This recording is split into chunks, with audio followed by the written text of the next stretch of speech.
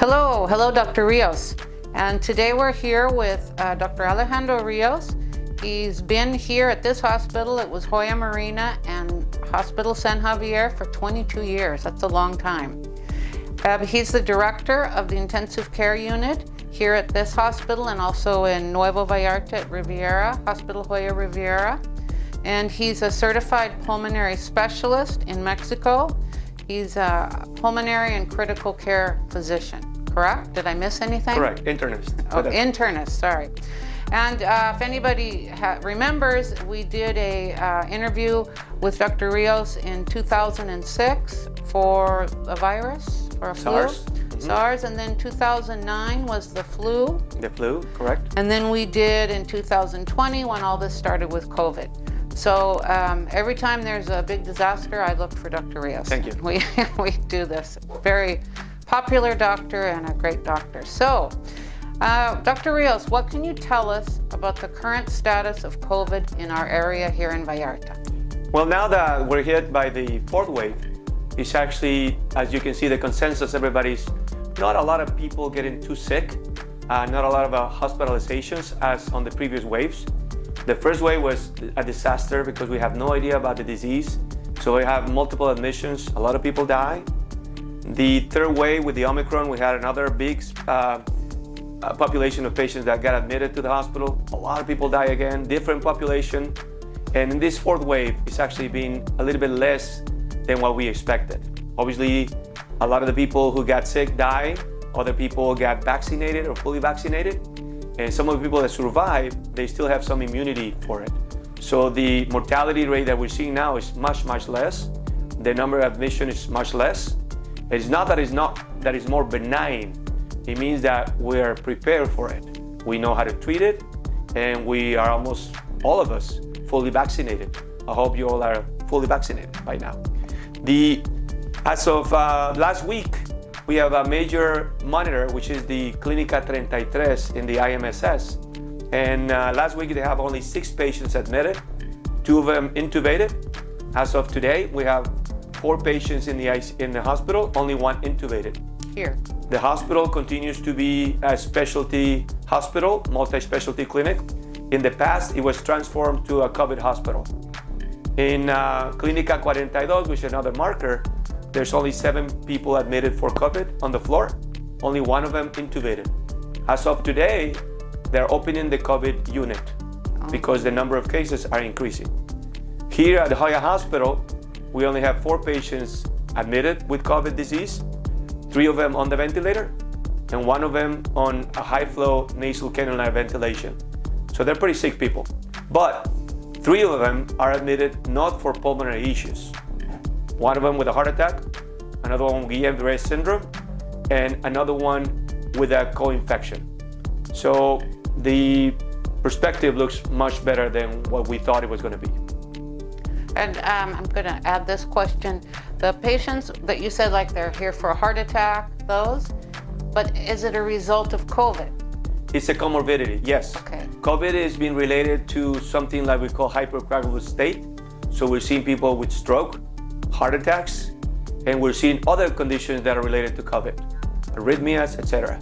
So yes, 2 of these patients were actually admitted for another disease, and while they're here, they were tested for COVID and they were positive. So they were completely asymptomatic, and they developed a complication associated with COVID. Okay. Are there many post-COVID patients who are suffering from symptoms? What are some of what they call the long hauler symptoms? Okay, I'm going to give you a small presentation about what post-COVID syndrome is. Okay. It's very important because a lot of people talk about the hauling COVID, the long COVID, post-COVID. Nobody really knows what it is, okay? So the first thing is, what are post-COVID conditions? So the first thing that came out was this post-acute sequela of SARS-CoV infection. It was called the PASC. The name changed. This is from the National Institute of Health. And now there's another term, it's called post-acute COVID syndrome. It's called PACS. And we know that up to 30% of the patients that develop COVID will develop the syndrome. There is different types of long-term COVIDs, and one of them is the one that people refer as the long haulers. I will talk to you in a little bit about it. So what is really long COVID, and what are the effects of COVID in the different organs of the body. So how long does COVID last? So normally in a patient with COVID, about 80% will recover within 2 weeks, fully recover, completely no symptoms. So the majority will not develop symptoms in the long run and they fully recover. The other 20%, which is still a lot of patients, develop some other things.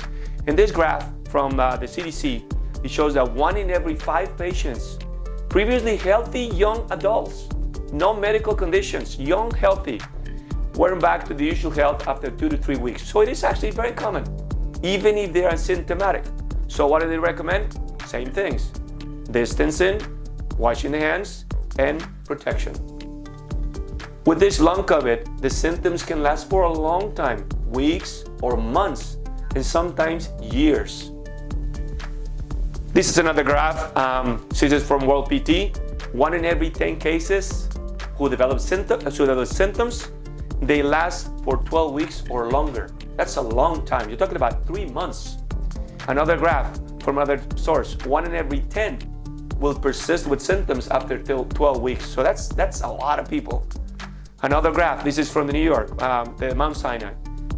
COVID is around 10-50%, but not necessarily hospitalized cases. So 1 in every 10, 1 in every 8 will continue to have symptoms after they were hospitalized or not hospitalized. There are also individuals who remain out of the hospital, but after they got better, they developed severe, debilitating post-viral symptoms. So it is estimated about 10 to 30% will experience what we call the long COVID after recovering. So a lot of people get sick in the first place, they fully recover, and then later they develop symptoms. Even it's important to know that another question they asked me was, what about the severity of disease related to post-COVID symptoms? So anyone can get long-term COVID despite the severity of the disease. So you can have a very mild disease and still have a lot of symptoms post-COVID. Or you can have a bad disease and still have bad. Now, even the mildest cases can develop long COVID. Asymptomatic patients who get a positive test can also develop post-COVID syndrome. So it doesn't spare anybody. Anybody can get it, despite of the severity of the disease. So a lot of people recover from COVID, but it's still not feeling 100%. And it takes a long time. You talk to people on the streets and say, oh, I had COVID 2 weeks ago. I still feel tired, I'm weak, I'm still coughing. Then a month later, you see him again. I'm still tired, I'm still coughing, you see him 3 months later, same things, or even worse. So what are the things that usually people complain about with the post-COVID syndrome? They get short-winded. So me as a pulmonary doctor, I have patients coming to my office all the time because they still have shortness of breath after several months from recovering from COVID. Anxiety, extremely common. Chest pain, cardiologists can tell you that a lot of people are coming to see him because they have chest pain and they think they're having something like a heart attack.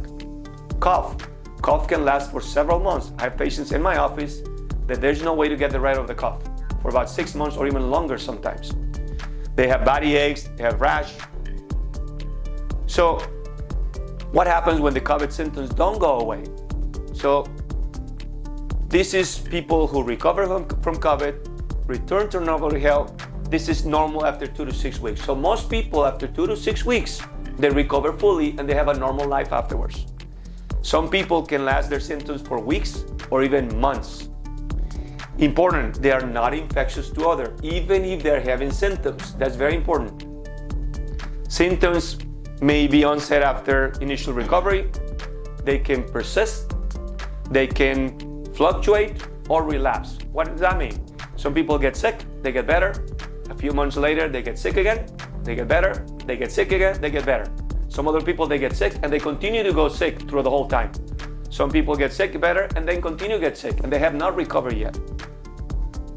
Even people who have no symptoms, asymptomatics, can experience long COVID, okay? There are 3 types of long COVID. This is very important. The first one, it's 3 categories. It's actually due to the COVID itself with direct cell damage, meaning that they get COVID, they get symptoms, and the symptoms continue. That's one of the types of long COVID. This is what we call the ongoing symptoms. The second type is when a person is extremely sick, they end up in the ICU, they have chronic hospitalizations. We have a few patients that stay in the ICU for about 3 months. They recover fully, luckily. And from being in the ICU, they develop muscle weakness, cognitive brain dysfunction, a lot of psychological stress, and they keep going for months. So this is the related to chronic hospitalization. And the third category is in which symptoms appear after they fully recover. So the patient had no symptoms before and later on develop COVID symptoms. This is what the people call the long haulers. When you have somebody that had COVID, 2-3 months later they develop symptoms consistent with long COVID, it's extremely important not to attribute it to COVID by itself. You have to be sure that they don't have another condition. Hypothyroidism, there's many diseases that can mimic long COVID. So first you have to rule out other conditions. The long haulers, more than 80% of people with post-COVID symptoms, at least they have one persistent symptom. And it could be from any organ, the brain, the lungs, the heart, anything. So what are the symptoms from post-COVID syndrome? So they can be different patterns. One, persistent symptoms. They were fine and now they got symptoms again, so new onset. And other ones, their symptoms change. They go from one organ to another organ. They get fatigue, headache, and then develop shortness of breath, and then later anxiety, chest pain, etc. So it's very difficult to actually differentiate from post-COVID from other diseases sometimes. So it's like we call it the umbrella term because it involves a lot of things. It's important to know that even the patient had very mild symptoms or asymptomatic, they can still develop post-COVID syndrome. What are the most common symptoms they complain of? Fatigue, shortness of breath, cough, joint pain, chest pain. So you can see they could be any organ, but usually the three more important things are cough and shortness of breath and fatigue. Older people complain a lot about cognitive or psychological issues, anxiety mainly. So the three definitions that I want you to understand is the acute COVID, the ongoing symptomatic COVID, and the post-COVID, or what we call the long COVID. The acute COVID is the one that you have an infection, usually lasts no more than 4 weeks, you recover and you're fine. The ongoing is people who get sick and their symptoms remain for 4 weeks to 12 weeks. After 12 weeks, obviously, they recover. But the majority of these patients, they go for the long COVID, which the definition tells us that is up to 12 weeks or more. I have patients in my office that they've been sick for 6 months, 8 months, or up to a year. And you can name all the different symptoms they develop. Psychological, depression, anxiety. They get ear, nose, and throat with tinnitus, headache, sore throats, abdominal pain, nausea, diarrhea, joint pains, cognitive impairment, sleep disturbances. That's one big thing that people complain. They used to sleep well, and now they wake up in the middle of the night several times, or they can never go to sleep. Or they'll wake up at 4 in the morning and they can go to sleep again. So there's the variety of symptoms is dramatic. I mean, it's everywhere. So anybody can start seeing post-COVID symptoms, any specialty. In another series from the CDC, they talk about 3 things. Well, 4. The shortness of breath, especially when they climb stairs and they walk long distances. Fatigue, all the time they feel tired.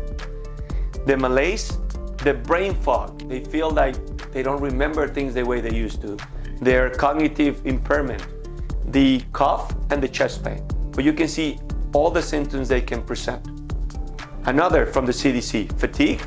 A lot of people, they lose their smell or their taste, and they take months to recover.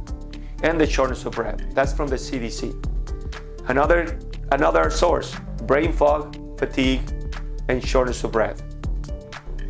Another one, this is from the United Kingdom.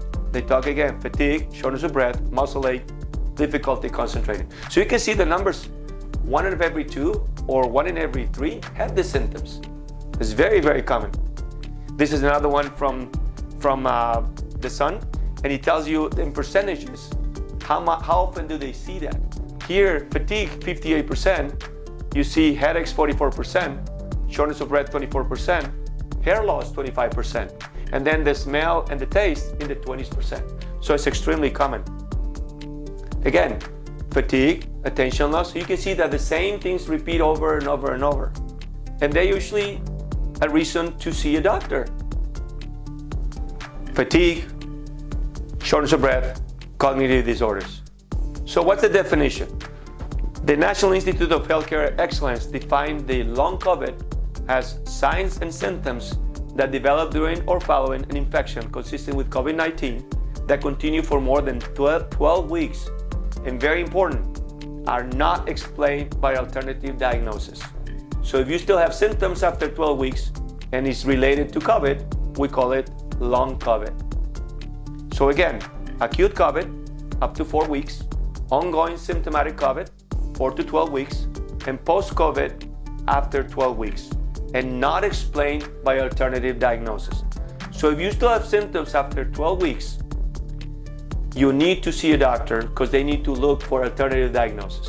If everything is negative, then you can attribute it to post-COVID syndrome. Don't just label somebody with symptoms after 12 weeks as a long COVID or post-COVID syndrome. 0 to 4 weeks, 4 to 12 weeks, 12 or more weeks. Again, the same. So, long-term COVID, signs and symptoms continue or develop after acute phase of COVID-19, and there go ongoing symptomatic COVID or post-COVID syndrome. The World Health Organization made the definition that I just explained to you, and they talk about 3 months after the onset, and at least lasting for 2 months.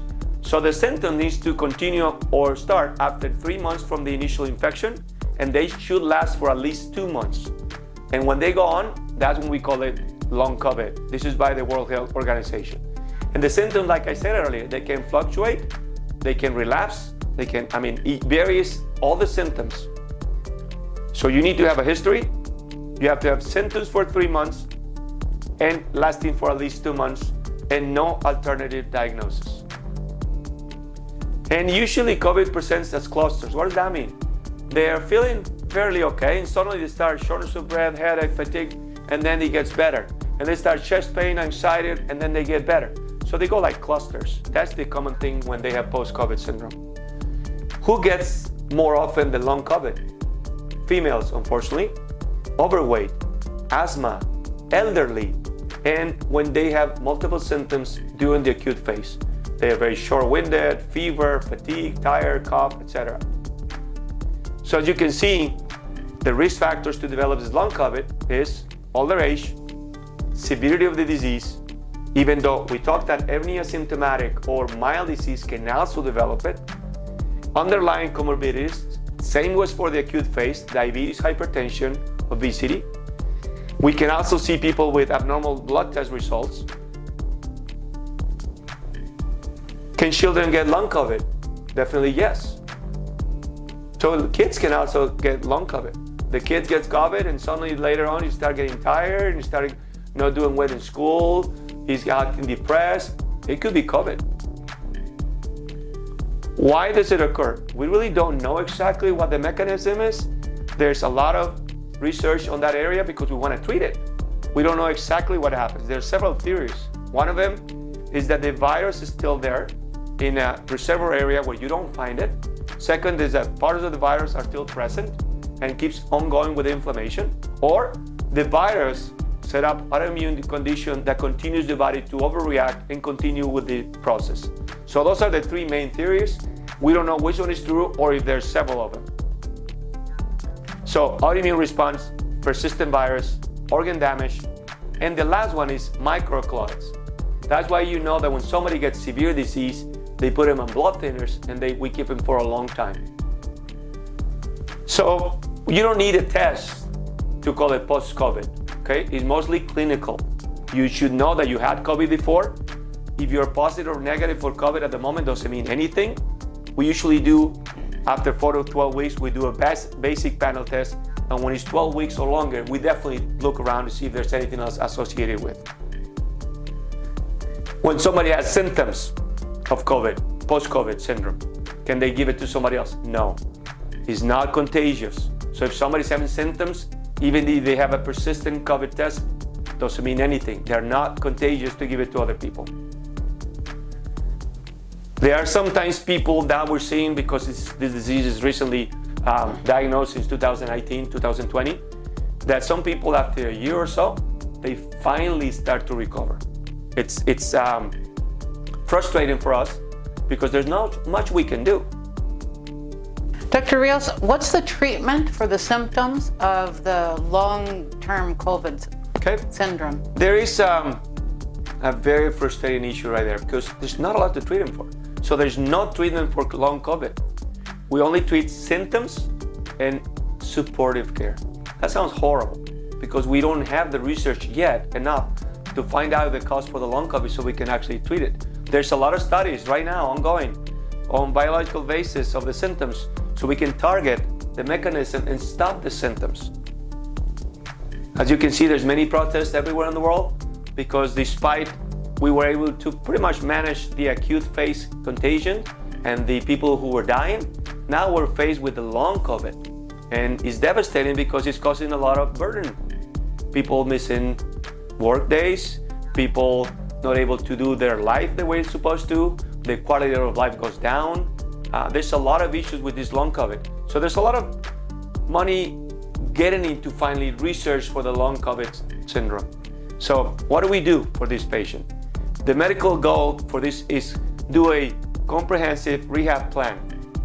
Second, we try to improve the conditions that are associated with the long COVID, diabetes, hypertension, etc. We control them better. Holistic support can also be given, is shown to be beneficial. When you have orthopedic issues and muscle weakness, neurological, we do a lot of post-COVID rehab. You have a lot of people that, physical therapists, psychological people with psychologists and psychiatrists that can help you with the psychological issues or psychiatric issues. So a physiotherapist can be a lot of help, rehab. And nowadays, everywhere in the world, is starting to appear these post-COVID clinics. These post-COVID clinics is a multidisciplinary clinic that treats everything related to post-COVID syndrome. What do? Like in this case, they have an assessment initially from a pulmonary doctor, cardiologist, and a general physician or an internist who oversees the whole body. After they do a complete physical and doing blood tests and x-rays and everything, they can come out with a diagnosis of long COVID. They do also a physiotherapy consultation, a nutritional consultation, and important mental health assessment and counseling. So they do all this together in these clinics. They've shown that they've improved quality of life. People get back to their jobs. They try to get better, faster to their usual health status. So long COVID syndrome, vaccination. A lot of people ask about vaccines.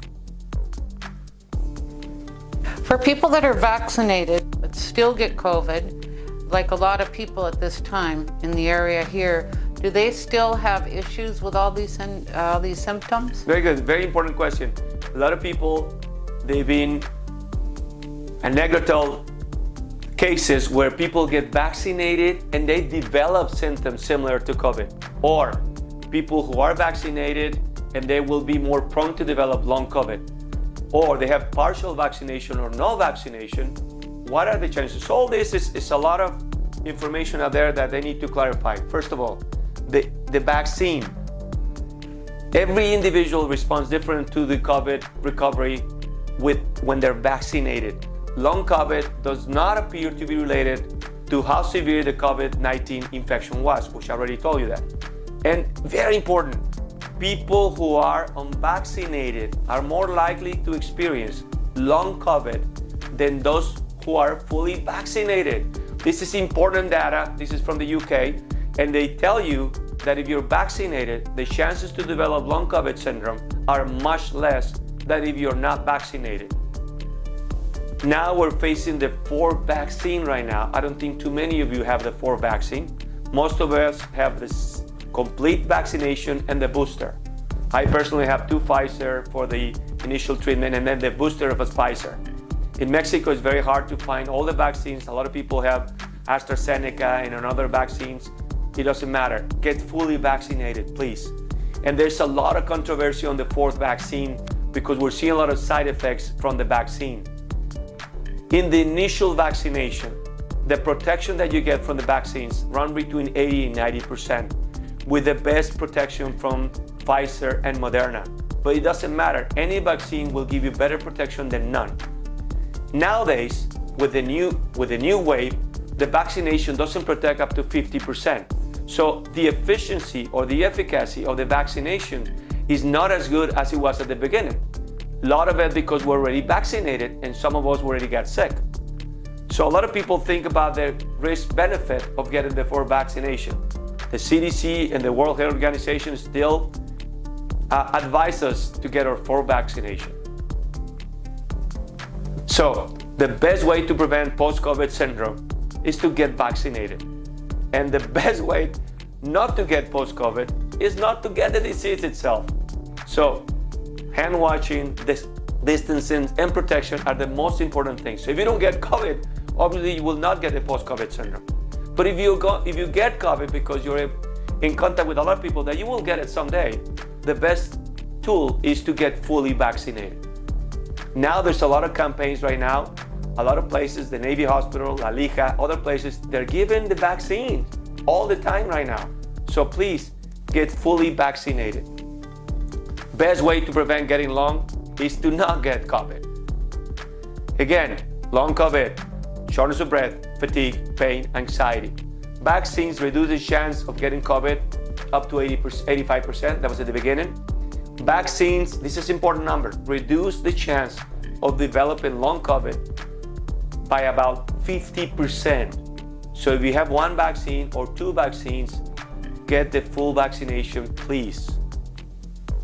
New research, again, double vaccination, this is at the beginning of the year, has the risk of long COVID. Don't miss your shot in order for us to stop COVID, please. And don't do it just for yourself, do it for the whole community. So long COVID may be far more common than anyone thought about it. So we'll see it. We blame it on COVID for a lot of things. Please seek attention if you do think you have it. Please share research, advocacy, and education. Thank you. I have a few just kind of general questions. Yep. I know they're ones that you'll know right away. Can you remind us how long somebody is contagious? Let's say I test positive for COVID today. How long am I contagious?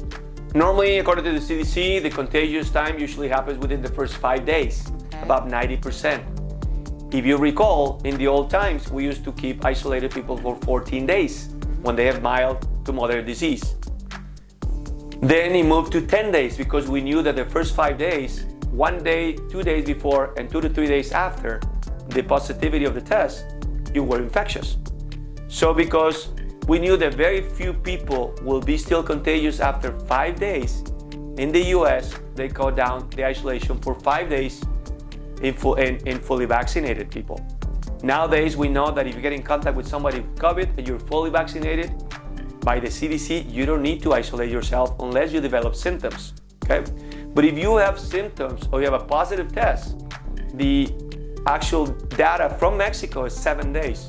In the US is 5 days. Okay.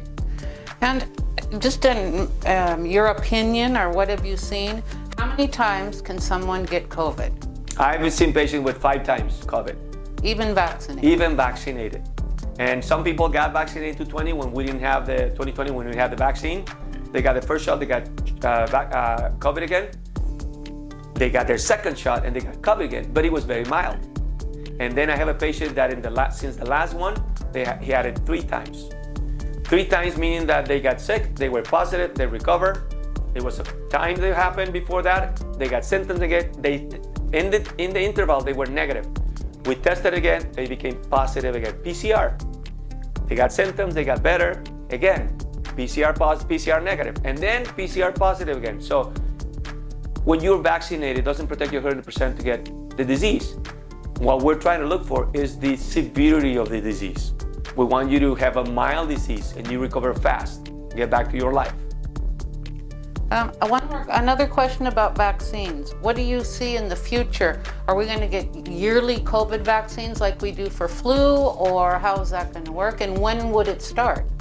The US already started, of course, with the 4th vaccination. We haven't done it yet. We're pretty close to start with the 4th vaccination after everybody gets their full vaccination with the booster. Because the mutation of the virus, and we know that your immunity is temporal, is not continuous. In the old times, we talk about 4 to 6 months. Now we know it takes a little bit longer. So every 6 months to every 12 months, we'll see that the government was going to start advising us to get a new booster. I don't think it's going to go away in the near future. We're going to continue to vaccinate at least once or twice a year for this disease.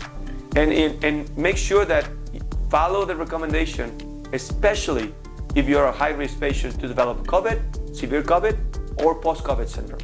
If you're obese, if you're elderly, if you have diabetes, hypertension, you need to follow the guidelines from the government. Okay. And just kind of in summary, so let's say that somebody around here has this type of symptoms that you discussed today. They can make an appointment with you. Correct. And then you go through, what are the steps that Correct. you go If you after this conversation, you see that you fit into the criteria for long COVID syndrome, again, it's important to rule out alternative diagnosis. We need to do some basic blood tests, physical examination, a full medical examination.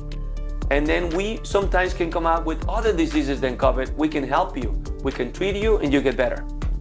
Okay.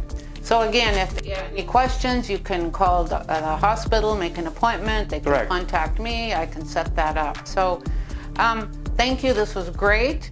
And I was just sitting here thinking about, it's been 2 years since we did when all this started. And at that time, I think there was only like 1 or 2 patients. You, all of us here had no idea what was headed our way. And looking back, as you well know, it was a horrible, horrible time. Yes. And everybody always, appreciates what you did, all the doctors and nurses and everybody, and I hope we never have to go through that again. I hope not. And anyway, thank you, Dr. Rios. It's You're very welcome. good. And again, anybody has questions, they can let us know. Please. We're here at Hospital Joya, and we have 2 hospitals, one in Nueva Vallarta, one here in Vallarta. And we have an open ER all the time. We have consultations. We have a patient clinic. So there's many ways to reach us. You can go to Facebook or their social media. But please, please contact your physicians in case you develop any symptoms or you feel that you have this long COVID syndrome. Thank you. Thank you.